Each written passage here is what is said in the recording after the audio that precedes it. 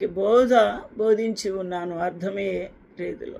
ఈ విధంగా ఇన్ని పనులు చేయుటకై అనేకమైన మరి ఈ గొప్ప గురుతరమైన బాధ్యతను ప్రభు నాకు ఇచ్చి నియమించి ఉన్నాడు.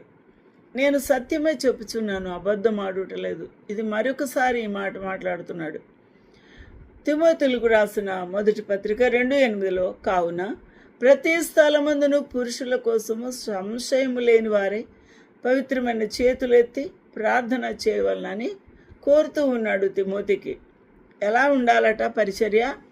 ప్రతి స్థలమందు పురుషుల కోపమును సంశయం. పురుషులు ఎలాంటి వారంటే స్త్రీలకే కోపం లేదు అని కాదు, పురుషులకి కోపం ఎక్కువ అని ఇక్కడ చెప్తున్నాడు, నేను చెప్పడం కాదు.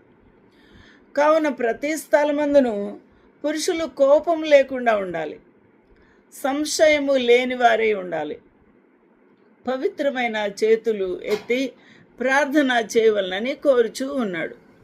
కాబట్టి అనగా ప్రార్థన చేయుటలో బాధ్యత వహించాలి, కానీ పవిత్రమైన చేతులు ఎత్తాలి పురుషులు.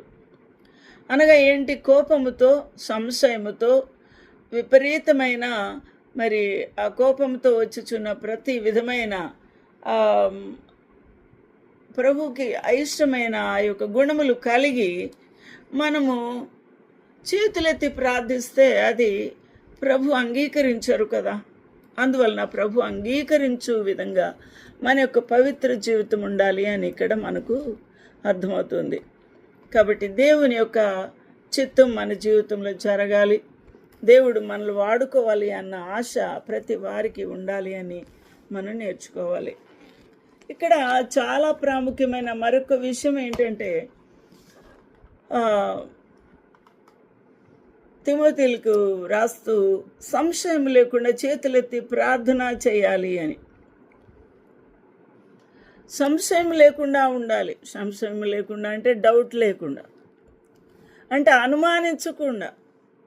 ఆ యొక్క ఇక విశ్వాసం ఎలాంటిదంటే అచంచలమైన విశ్వాసంగా ఉండాలి అని అర్థం.